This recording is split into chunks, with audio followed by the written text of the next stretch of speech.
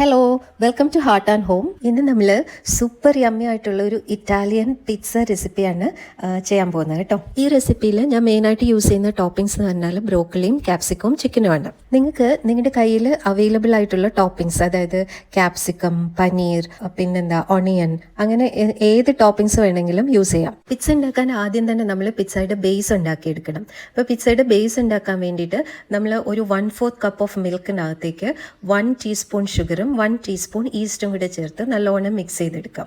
അപ്പോൾ ഷുഗർ എന്തിനാണ് ചേർക്കുന്നതെന്ന് വെച്ചാൽ ഈസ്റ്റ് നിങ്ങൾക്ക് അറിയാമായിരിക്കും, അതൊരു ലിവിങ് ഓർഗാനിസമാണ്. അതിൻ്റെ ആക്ടിവിറ്റി നല്ലോണം കൂട്ടാൻ വേണ്ടിയിട്ടാണ് നമ്മൾ ഷുഗർ ആഡ് ചെയ്ത് കൊടുക്കുന്നത്. ഇനിയിപ്പോൾ അതൊരു ഡ്രൈ പ്ലേസിൽ വെച്ചിട്ട് അത് നല്ലോണം ഒന്ന് റൈസ് ആയി വരും. ഒരു ഹാഫ് ആൻ അവർ 1 അവറിൽ നോക്കിക്കഴിഞ്ഞാൽ അത് നല്ലോണം പൊങ്ങി വരും.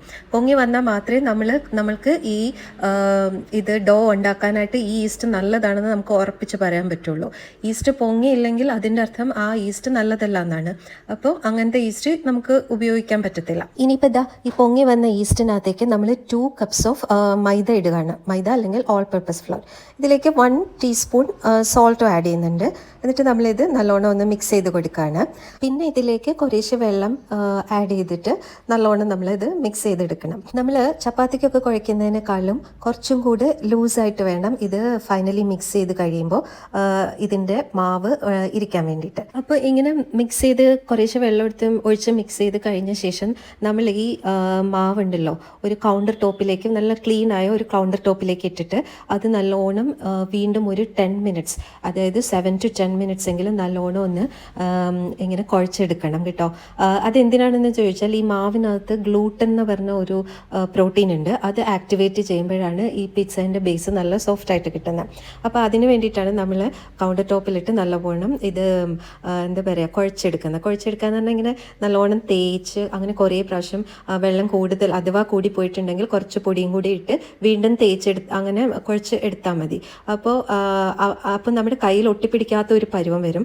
അതാണ് മാവിൻ്റെ കറക്റ്റ് പരുവം എന്ന് പറഞ്ഞാൽ. ഇപ്പം നമ്മുടെ മാവ് കയ്യിലൊട്ടും ഒട്ടിപ്പിടിക്കാതെ നല്ല സ്മൂത്ത് ആയിട്ട് വന്നിട്ടുണ്ട്. അപ്പം ഇനി ഇത് നമുക്ക് ഒരു ബൗളിലേക്കിട്ട് ഒന്ന് ഓയിൽ ബ്രഷ് ചെയ്ത് കൊടുക്കണം. എന്നിട്ട് ഒരു വാം ആയിട്ടുള്ള പ്ലേസിൽ വെക്കാം. നമുക്ക് വേണമെങ്കിൽ മൈക്രോവേവ് ഓവൻ്റെ അകത്ത് വെക്കാം. പുറത്താണെങ്കിലും മതി, കുറച്ച് വാമായിട്ടുള്ളൊരു സ്ഥലമായിരിക്കണം. അതായത് ഈ ഡോ പൊങ്ങി ഇരട്ടിയായിട്ട് വരും. അപ്പോൾ ഈ ഡോ അവിടെ റെസ്റ്റ് ചെയ്യട്ടെ. ഒരു 2 hours കഴിഞ്ഞിട്ട് നമുക്ക് നോക്കിയാൽ മതി. അപ്പോൾ നല്ലോണം പൊങ്ങി വരും. ആ സ്റ്റേജിലാണ് നമുക്ക് ബാക്കി പ്രോസസ്സ് കണ്ടിന്യൂ ചെയ്യുക. അപ്പോൾ ഈ സമയം കൊണ്ട് നമുക്ക് മറ്റ് ചില ജോലികളുണ്ട്. അതായത് പിസ്സേൻ്റെ ടോപ്പിംഗ് ഒക്കെ റെഡിയാക്കി എടുത്ത് നോക്കാം.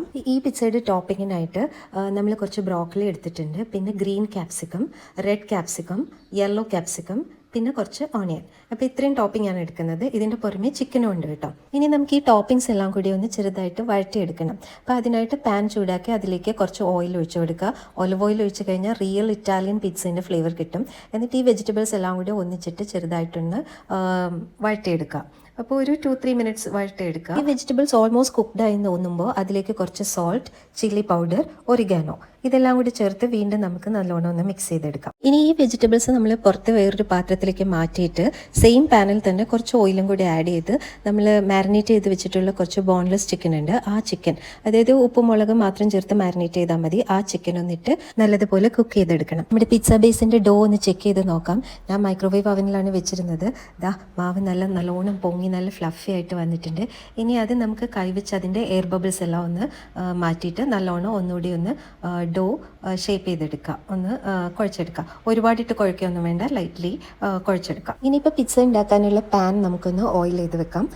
ഞാനൊരു പാൻ എടുത്തിട്ടുണ്ട്. ഇതിലേക്ക് നമ്മൾ ഓയിൽ ലൈറ്റായിട്ട് ബ്രഷ് ചെയ്ത് കൊടുക്കുന്നുണ്ട്.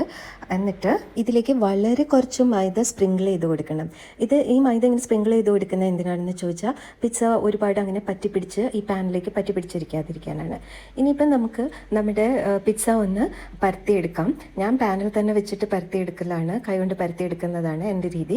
ഇനി നിങ്ങൾക്കത് ബുദ്ധിമുട്ടായിട്ട് തോന്നുന്നുണ്ടെങ്കിൽ ചപ്പാത്തി പരത്തുന്ന റോളിംഗ് പിൻ വെച്ചിട്ട് പരത്തിയെടുത്താലും മതി. ചപ്പാത്തി പരത്തുന്ന പോലെ തന്നെ പരത്തിയെടുത്താലും മതി കേട്ടോ. അതുപോലെ തന്നെ ഇതിൻ്റെ സൈഡൊക്കെ നല്ലോണം കവർ ചെയ്ത് പാനിൻ്റെ സൈഡിലേക്ക് കവർ ചെയ്യത്തക്ക രീതിയിൽ ഞാൻ പരത്തുന്നുണ്ട് കേട്ടോ. ഇതിന് ശേഷം നമ്മൾ ഒരു ഫോർക്ക് യൂസ് ചെയ്തിട്ട് ഇതിലേക്ക് ഹോൾസ് ഇട്ട് കൊടുക്കണം. ഇതിൽ നിന്നുള്ള ഹീറ്റ് ടോപ്പിങ്സിലേക്ക് എത്താൻ വേണ്ടിയിട്ടാണ് ഇങ്ങനെ ഹോൾസ് ഇട്ട് കൊടുക്കുന്നത്. അതുപോലെ ഇങ്ങനെ ഹോൾസ് ഇട്ട് കൊടുത്തു കഴിഞ്ഞാൽ ഈ പിസ്സേൻ്റെ ഡോയിൽ ബബിൾ ഉണ്ടാകത്തില്ല. ചിലപ്പോൾ കാണാൻ ഇങ്ങനെ ഇങ്ങനെ ഭയങ്കരമായിട്ട് പൊങ്ങി വരുന്നത്. അപ്പോൾ പിസ്സയിൽ അങ്ങനെ പൊങ്ങി വരരുത്. അപ്പോൾ അതിന് വേണ്ടിയിട്ടാണ് നമ്മൾ ഹോൾസ് ഇട്ട് കൊടുക്കുക. ഹോൾസ് ഇട്ട് കൊടുത്ത ശേഷം ഒരു 30 മിനിറ്റ്സും കൂടി ഈ ഡോ ഒന്ന് റെസ്റ്റ് ചെയ്യാൻ വെക്കണം. അപ്പോൾ അതൊന്നുകൂടി ഒന്ന് പൊങ്ങി വരും. പിസ്സ ഡോ ഒന്നുകൂടി റൈസ് ചെയ്ത് വന്നിട്ടുണ്ട്. ഇപ്പോൾ കുറച്ച് പിസ്സ സോസ് സ്പ്രെഡ് ചെയ്ത് കൊടുക്കാം. ഈ പിസ്സ സോസിൻ്റെ റെസിപ്പി ഞാൻ നമ്മുടെ ഹാർട്ട് ആൻഡ് ഹോം ചാനലിൽ ഓൾറെഡി അപ്ലോഡ് ചെയ്തിട്ടുണ്ട്. അപ്പോൾ കാണാത്തവരുണ്ടെങ്കിൽ ഒന്ന് കണ്ടു നോക്കുക കേട്ടോ. ഇനിയിപ്പം പിസ്സ സോസ് കയ്യിലില്ലാത്തവരാണെങ്കിൽ അതിന് വിഷമിക്കൊന്നും വേണ്ട. നമ്മുടെ കയ്യിൽ കുറച്ച് ടൊമാറ്റോ കെച്ചപ്പ് ഉണ്ടെങ്കിൽ അത് യൂസ് ചെയ്താലും മതി. ഇപ്പോൾ ഇതാ ഞാൻ കംപ്ലീറ്റ് പിസ്സയിൽ പിസ്സ സോസ് സ്പ്രെഡ് ചെയ്തിട്ടുണ്ട്. ഇനി നമുക്ക് കുറച്ച് മോട്സറല്ല ചീസ് ആദ്യം തന്നെ ഇട്ട് കൊടുക്കണം. ഇത് പിസ്സ ചീസ് എന്ന് പറഞ്ഞ സൂപ്പർ മാർക്കറ്റിലൊക്കെ അവൈലബിൾ ആണ്. ഗ്രേറ്റഡ് ആയിട്ടുള്ള ചീസ് ഇടുന്നതായിരിക്കും എപ്പോഴും നല്ലത് കേട്ടോ. അപ്പം നിങ്ങളുടെ കയ്യിൽ ബ്ലോക്ക് ചീസാണ് ഉള്ളതെങ്കിൽ ഒന്ന് ഗ്രേറ്റഡ് ആക്കിയിട്ട് അതിടാൻ ശ്രദ്ധിക്കുക. ഇനി നമുക്ക് ഇതിലേക്ക് നമ്മൾ റെഡിയാക്കി വെച്ച വെജിറ്റബിൾസ് സ്പ്രെഡ് ചെയ്ത് കൊടുക്കാം. അപ്പോൾ ഈവനായിട്ട് ഞാൻ സ്പ്രെഡ് ചെയ്തിട്ടുണ്ട്. അതിനുശേഷം ചിക്കനും അതുപോലെ തന്നെ ഈവനായിട്ട് സ്പ്രെഡ് ചെയ്തിട്ടുണ്ട് കേട്ടോ. ഇങ്ങനെ ചിക്കനും സ്പ്രെഡ് ചെയ്ത ശേഷം നമ്മൾ വീണ്ടും വൺ മോർ ലെയർ ഓഫ് ചീസും കൂടി ഇടുന്നുണ്ട്. ഇപ്പോൾ വേറൊരു കാര്യം പറയാൻ വിട്ടുപോയത്, പിസ്സ ചീസ് എന്ന് പറയുന്നതും മോട്സറല്ല ചീസ് എന്ന് പറയുന്നതും സെയിം തന്നെയാണ്. രണ്ട് പേരിൽ അറിയപ്പെടുന്നതെന്നുള്ളതേ ഉള്ളൂ. ഇപ്പം ഞാൻ അടുത്ത ലെയർ ഓഫ് ചീസും സ്പ്രെഡ് ചെയ്ത് കംപ്ലീറ്റ് ചെയ്തിട്ടുണ്ട്. ഇനിയിപ്പോൾ ഇതിൻ്റെ മുകളിലേക്കും കുറച്ച് ചില്ലി ഫ്ലേക്സ്, കുറച്ച് സോൾട്ട്, കുറച്ച് ഒറിഗാനോ ഇതൊന്ന് ഇട്ട് കൊടുക്കണം കേട്ടോ. ഇത് ഞാൻ വീഡിയോ എടുക്കാൻ വിട്ടുപോയിട്ടുണ്ട്, പക്ഷെ നിങ്ങളതൊന്ന് ഇട്ട് കൊടുക്കണം.